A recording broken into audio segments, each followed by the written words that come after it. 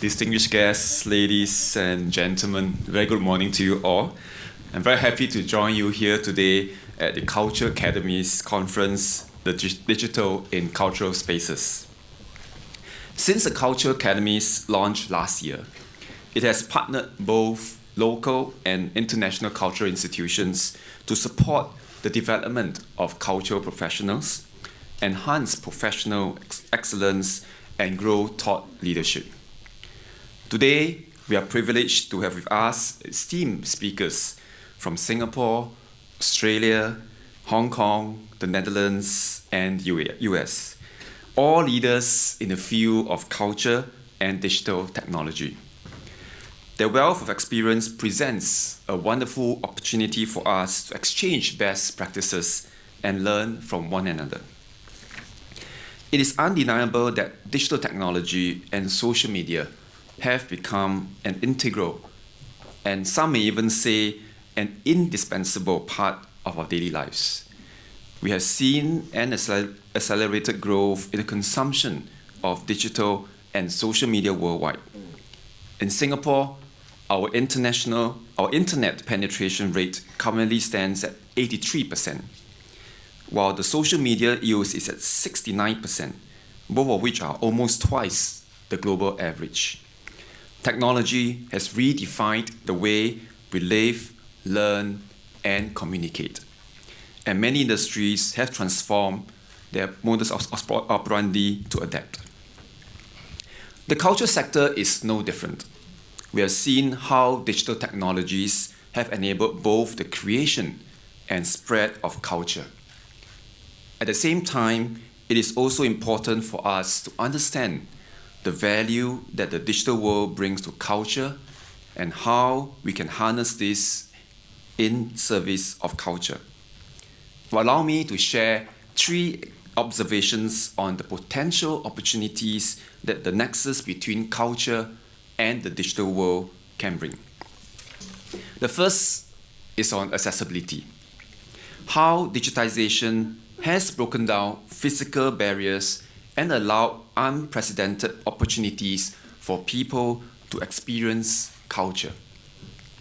I had the opportunity to attend a symposium on culture in the new digital world in Bali when I was there for the World Culture Forum.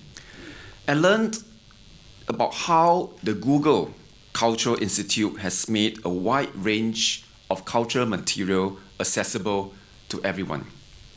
There is the World Wonders project, which uses Google Street View and 3-dimensional renderings to allow people to virtually discover heritage sites such as Stonehenge and the Great Barrier Reef. Through the Google Art project, users are able to explore high-resolution artwork by Impressionists at the Musée d'Orsay in Paris to the street art of Sao Paulo, Brazil. All these open a new world of opportunity and discovery, especially for those who may not have the opportunity to physically travel to these sites. Closer to home, the National Heritage Board has launched a new heritage portal in March this year called Roots SG. The portal provides online access to our national collection, entire national collection, and allows for a more dynamic and immersive experience of history and heritage. On Roots SG, one can take a virtual tour of Singapore's mosaic playgrounds, access mobile resources to go on a heritage trail, or browse through the collection of our museums.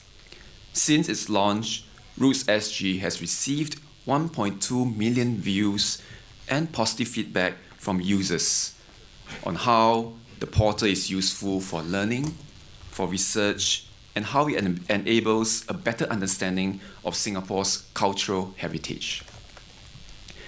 Beyond the digitization of museums and cultural sites, digital technologies have also transformed the way performing arts is made more accessible to people.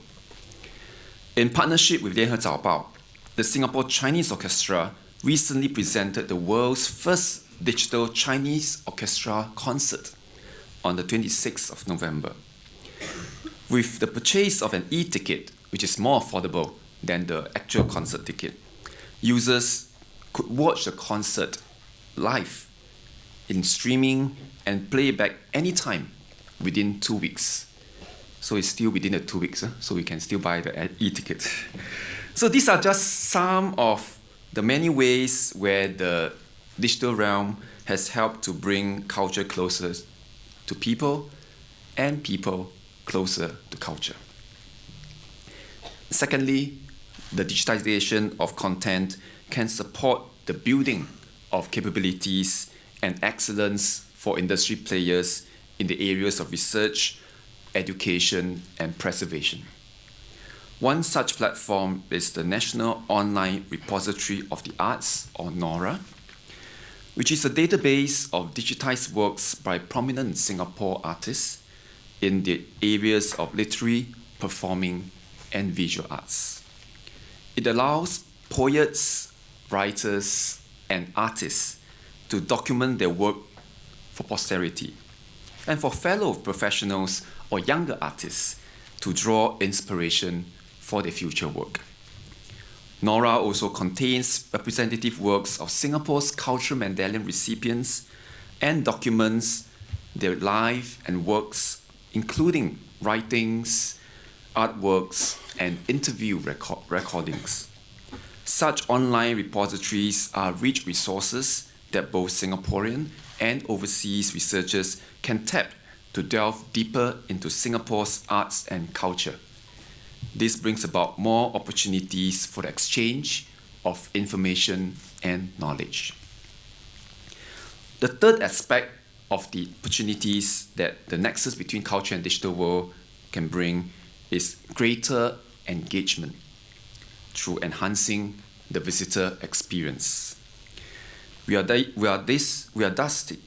see this taking place in many museums and cultural institutions around the world, where technologies such as digital exhibition panels, mobile applications, and customized audio guides are employed to bring about a more engaging experience and deliver customized content to visitors.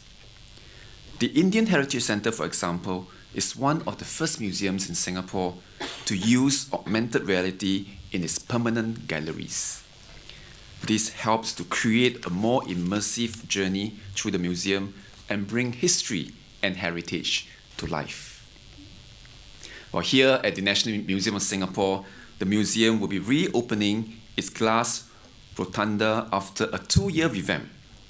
The glass rotunda is home to Story of the Forest, a digital art installation by internationally renowned Japanese digital art collective TeamLab, which takes inspiration from a prized and iconic part of our national collection, the William Farquhar collection of natural history drawings. The installation is probably the largest permanent installation by TeamLab in a world where illustrated animations from the collection interact with visitors as they make their way down to the glass rotunda. This is just one example of how digital innovation can help to bring new life to a 19th century collection of flora and fauna drawings and help visitors experience history in a compelling way.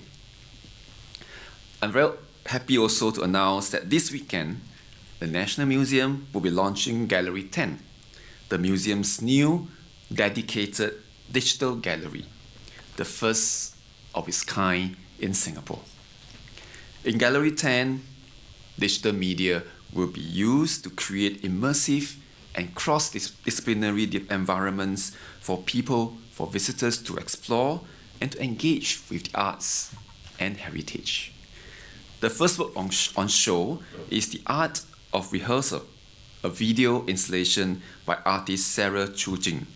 Created in partnership with the National Arts Council, this work showcases traditional art forms in a dynamic and impactful environment, which perfectly encapsulates the idea of how digital technology can bridge and connect contemporary audiences with heritage and tradition. Both the Glass Rotunda and Gallery 10 will be open to public this Saturday. So do come down with your family and friends to join in the festivities. The possibilities for culture in the digital world are exciting. But we must also recognize that the digital world should not be a replacement or substitute for tactile experiences and interactions with culture. Rather, digital technologies should serve as the bridge and source of inspiration for culture to be more engaging, inclusive, and enjoyable for audiences.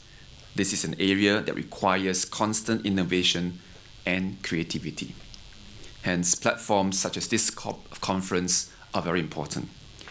Ultimately, whether we sit here today wearing the hat of an artist, a policymaker, or a cultural professional, I believe that we all share a common vision for the nexus between culture and the digital world, which is to bring about more inspiring and compelling experiences and to build more informed and engaged cultural audiences of the future. So on this note, I wish all of you a very fruitful and exciting 2 days of discussion and debate. Thank you. Thank you very much, Mr. Baey. Thank you, sir.